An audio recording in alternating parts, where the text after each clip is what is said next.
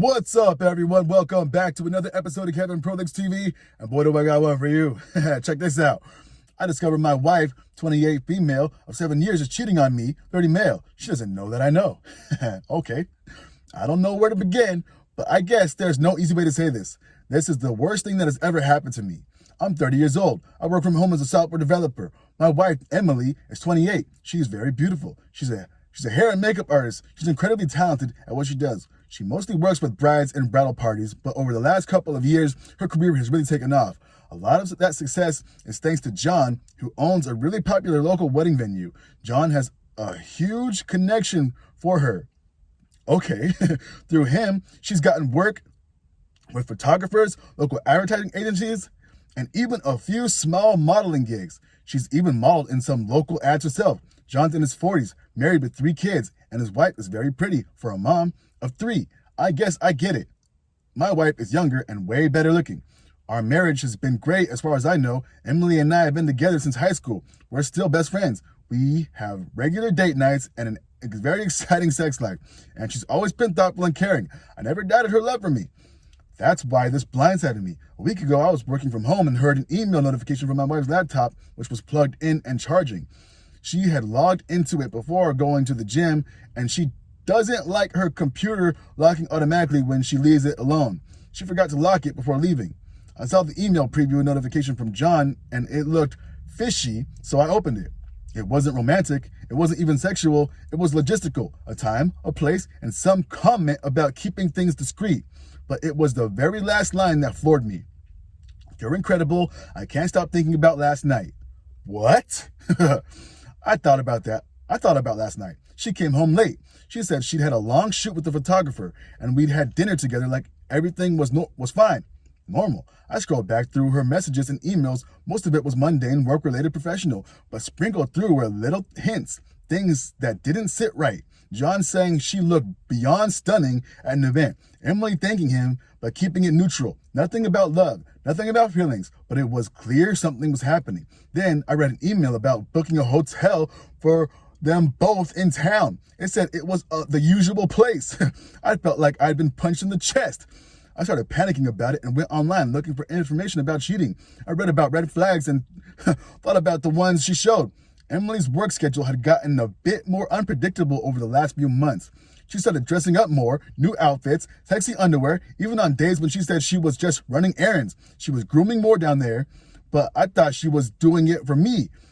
There were nights when she came home later than usual, blaming the shoots or last-minute battle emergencies, but she never seemed distant. She never pulled away from me. If anything, she was more attentive, initiating sex more often, planning surprise dinner dates, and constantly telling me how much she loved me.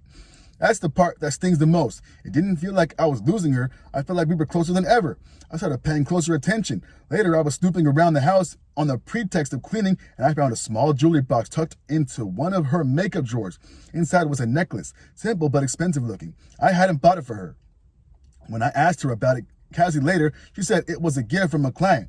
I didn't question it at that time. It seemed plausible. She works with high-end brides all the time, and clients giving her gifts isn't unheard of. But now I couldn't get the image of that necklace out of my mind. I also noticed other things: the new clothes and underwear, the grooming, the little shifts in her behavior that seemed harmless on the surface, but now felt suspicious.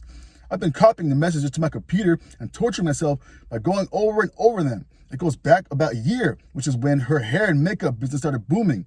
Here's the thing. I don't think Emily loves John. I read through the messages, and while he's clearly infatuated with her, she keeps keeping him at arm's length emotionally. There's no "I miss you" or "I love you," just logistics, compliments, and occasional thanks. One time she even wrote, "Haha, go tell that to your wife."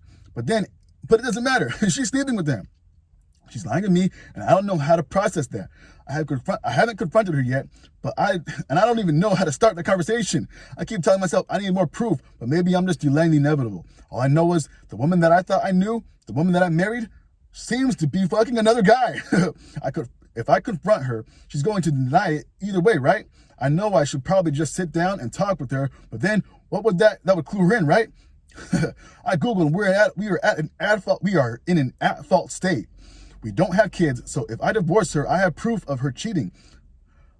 She won't get any spousal support, and also couldn't she just make up a terrible shit that I did to her in order to control the narrative with our families. I mean, I don't think she'd do that, but I didn't think she'd cheat on me either.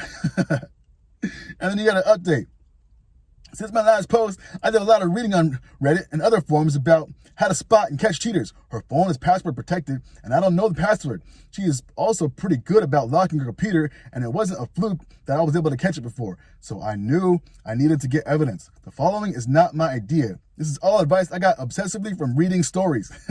I ordered some cameras off of the internet that look like smoke detectors. I convinced Emily that our home's insurance would go down if I put the smoke detectors in every room. I ordered a book off the same site called How to Be a Great Husband, Discover the Secrets to a Happy Marriage Without Changing Your Wife. And I left it around for her to see.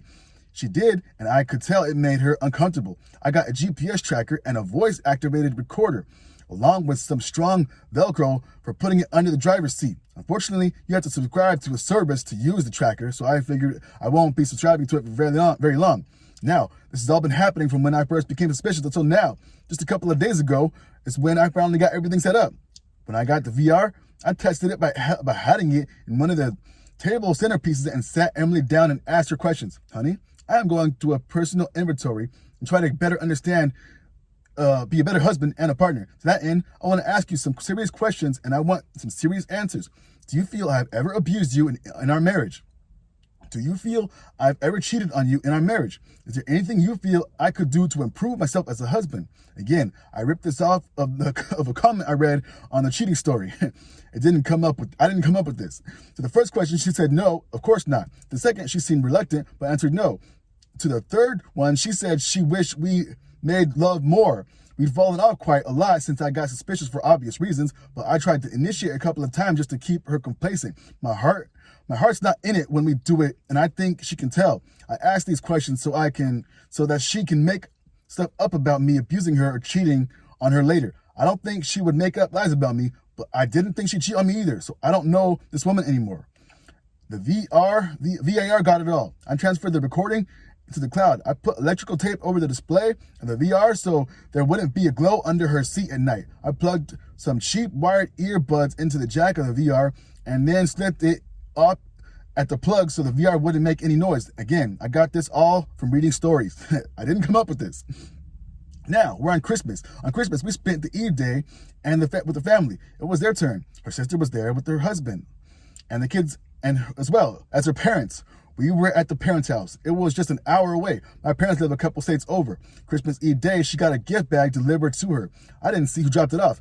My mother-in-law said it was some teenager. The gift bag said, to Emily from Santa. At first, she thought it was from me, I think. I assured her it wasn't. It was a gold bracelet. Apparently, it was pretty nice. Her mom and sister oohed and awed over it. When asked where it came from, she said it probably came from a bridal party that she was getting married on 28th, who wanted to reward her for giving the group a discount for doing it last minute. She told us they said she would expect a bonus. Yeah, it's ridiculous, but I nodded my head. Mother-in-law and father-in-law sort of followed my lead like it was no big deal. Let me be clear that I knew it was from John. The bridal party would have signed their names, not wrote from Santa. Emily must think I'm special needs to fault for that. I just got angry in the moment that she had little respect for me, so I excused myself to the restroom. Later on, I saw her in the backyard on her phone. She seemed angry and was gesturing wildly. I figured she was reading John the riot act for almost exposing their affair. New Year's. She had the wedding on the 28th and was working on another bride for a wedding on the 4th. Whenever her phone would go off, I'd wonder if it was him. On New Year's Eve, during the day, she got more buzzes and dings on her phone than normal. She would look at them annoyed. I asked her what the problem is, and she said the bride getting married on the 4th is a real bridezilla. That night, she said she had to step out to go meet the bridezilla. She told me she'd be back in time to kiss me on the countdown. She came back around 1:30 a.m. She was crying, sobbing, actually going straight into the bathroom and coming out 10 minutes later. I told her to calm down and asked her what the problem was. She said she was so sorry. I asked her why she was sorry. She said because I missed the New Year's Eve countdown. I told her she was entirely too upset for it to be just that. But she assured me it was. She even held my face between my hands and stared at me and told me she loves me. I asked her if she had anything else to tell me. She assured me that she didn't. I asked her point blank that if she cheated on me, she swore up and down that she didn't and that she was upset because she missed the countdown because since we had been married, we always kissed each other when the clock struck midnight. I gave her every opportunity to come clean. She still lied to me. Since then, I got the cameras and the stuff installed and all. Now I'm going to wait to get more tangible evidence as well as start consulting divorce attorneys. I expect it will be a while before I update again. I'm hanging on to this by a thread. This is addicting. And whoa, buddy, I got bad news for you. It sounds like 98% chance that she's doing the dirty deed with this guy. Oh man, this poor sucker. Anyway, let's see some comments. Someone says, since you live in an at-fault state, I would advise you to see a lawyer first and find out what evidence you need before you even confront her. Recordings may not be legal in court in your state. See a lawyer first and protect yourself.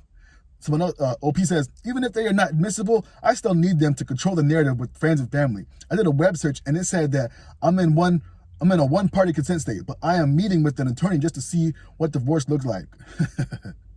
No one says, yo, since you are in an at-fault state, I would recommend hiring a private detective. They will follow her and get you all the proof you need. And it's a good investment, and it's worth hiring professionals to get that undeniable proof. When all is done, confront her and record everything on video and audio. Get the confessions for your divorce case. Someone else says, not tipping her off is absolutely key in getting what you deserve in a divorce. I found out that my ex-wife had been in an 8 years long affair with her boss. She was planning on asking me to move out by saying she no longer loved me, and she knew had I not known about her affair that I would have done exactly that. They had an elaborate plan where I would be kicked to the curb. He would move out and give his house to his wife, then move into mine, making me homeless in the process, while he took care of his wife and kids and giving him a safe place to go. Problem with their plan is I found out. I hired a PI, spent about $6,000, gathered undeniable evidence of their affair, and that it was sexual, then filed for divorce. I had her served at her work while simultaneously having her boss served with a lawsuit for alienation of affection.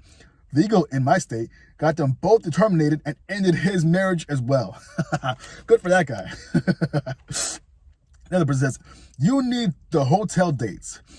Wait, he says, OP says, he says, you only need the hotel dates. Go to the hotel and have them confirm the room was used. Also, it's already time to speak with a lawyer. And everything you have done, you have protected yourself already. But now, make sure she knows you know.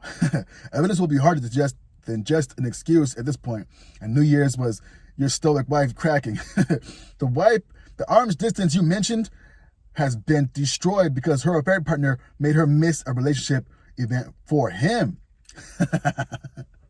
Another person says, when I discovered my ex-wife affair, she was guarding her phone like Fort Knox. I was searching her phone one night when she was in the shower, and I couldn't find it in the usual location where she puts it. Something made me search underneath her pillow, and bam, it was there. As I picked it up, messages from her affair partner were coming through and read some disturbing things. I placed it back underneath the pillow and waited for her to come out of the shower. Then I confronted her, and a tug of war started for her phone, and then she proceeded to chase me down the street. She obviously couldn't catch up, and the rest is history. Anyway, this story's been long enough. I think this guy is cooked, but it's good on him that he's making the steps to resolve the situation. Anyway, what do y'all think? Make your comments known below. Hit me in the description box with the super chat, and I'll read your thoughts in the next episode. Anyway, Kevin Prolix TV, and I'll catch you in the next one. Peace.